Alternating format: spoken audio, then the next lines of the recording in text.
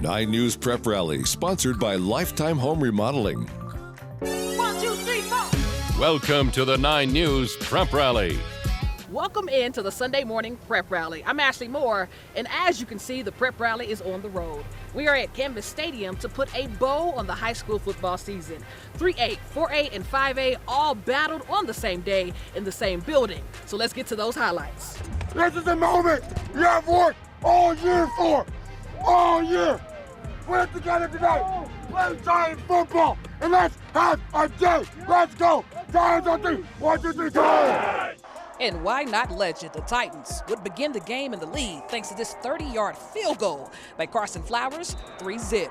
But to the second quarter, same score with legend QB Nick Farley on the play action, and he gets rocked before sending a beauty of a pass to Ryken Banks. And this is not a drill. Legend is up 10-0 over the number 1 team in the state. But Greek wouldn't be silent for long. Third quarter, handoff inside to Elijah Cromwell, and he bodies his way inside to the 1. So what do? You give it back to him. Cromwell for the first Creek score of the night. But I was waiting on this guy to show up all game. Brady Vodicka sends it into double coverage, and guess who? Jeremiah Hoffman. And we got to give him the Head Topper of the Year award. What a snag. And after that, it's back to Cromwell for the touchdown. Creek takes their first lead of the game, and that's where it would stay, as the Bruins are back on top of that 5A mountain. The amount of hours and time we put in, not just me, the whole team, the coaching staff, our community. I mean, it was definitely something different this year off of the first practice. I knew something was different. The emotion was higher. We knew our standard for this program, and we tried to meet it this year, and we did. It feels amazing, man. I ain't never feel nothing like this. I ain't never played on the biggest fields like this. It's all a blessing, man. I just want to thank God. God is everything to me. Hey, it feels great. I just get another wing to my collection. How many rings you got? I got 3. This is going to be my 4th one. We all believe in ourselves. That's all that matters. We know what we bring to the table. Thumbs down mentality. Dark side mentality. When you see the water start filling their throats, bring them right back down.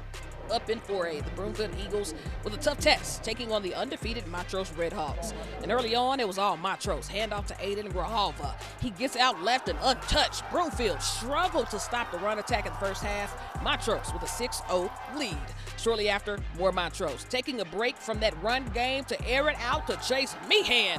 12-zip Redhawks.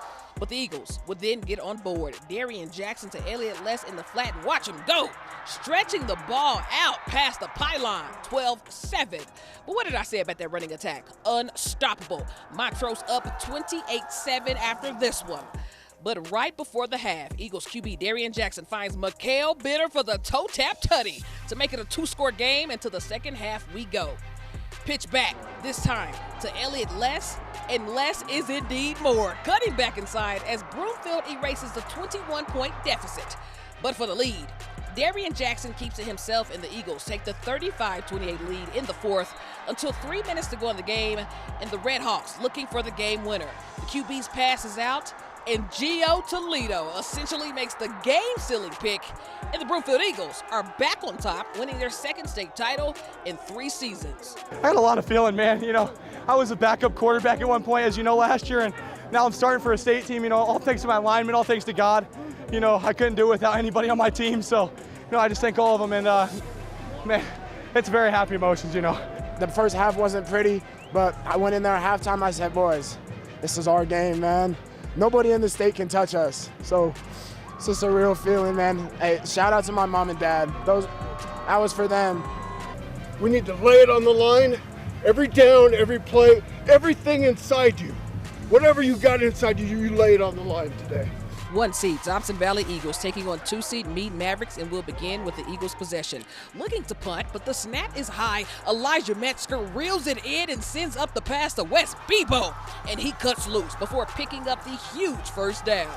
Shortly after, it's freshman quarterback sensation Finley Lucas through traffic, and he may just be a freshman, but has made gutsy play after gutsy play all season long. Eagles up 6-zip, and they'd get it back. Lucas this time rolling out through the air, and hold on, Meade draws Baker, snatches it from the sky for the INT. Meade ball. And This is what you call complimentary football. QB Christian Heiner sends it to Ryan St. Aubin, and he does the rest. Meade within 3, 9-6. And the Mavericks get it back. Backed up near their own end zone when the ball is tipped and into the hands of Dane Gray, and he takes it back for the pick 6.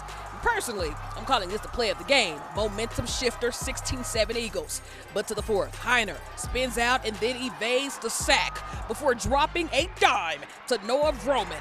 It is now a 2-point game. Meade trails 14-16. But the Mavericks would get it back with under a minute to go on 4th down, and Heiner just doesn't connect with his receiver. And for the first time in school history, the Thompson Valley Eagles cap a perfect season to win their first ever state championship.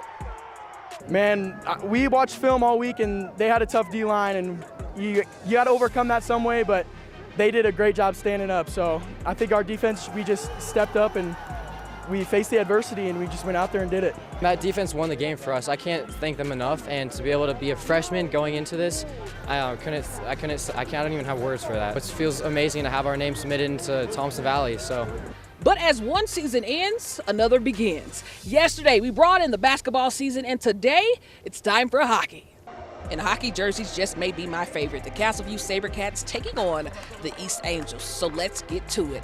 East with the feed down low to Rodion Dubrovin, and he'd make it look easy for the goal. Castleview with it now, but East steals it. And here comes Raul Galanzian on the breakaway, making one move, and it's easy like Sunday morning. But blink or you'll miss it. SaberCats possession when Ian Manderfield deflects the puck into the net. But to Mr. Do-It himself, Peter Krug goes left and then top shelf right as the Angels handle business 7-3. Well, it's that time again to announce this week's Honor Roll winner. And after over 8,500 votes, we have 2 winners because I couldn't decide between the 2. Wellington QB Tanner Gray drops back to pass and sends up a dime to Brayton Maglin, who catches between 2 defenders. And we got to see that one again. He's a freshman. And then there was state champion Ray and their workhorse Sam Meisner bouncing off defenders like a ping pong machine. And ladies and gentlemen, he is gone 88 yards to the house. And shout out to both of these winners of the prep rally. But reminder, we can't be everywhere. So if you're ever out somewhere and see something you'd like featured on the prep rally, just send it over. That's all, folks. I'm Ashley Moore. We'll see you next time right here on the 9 News Prep Rally.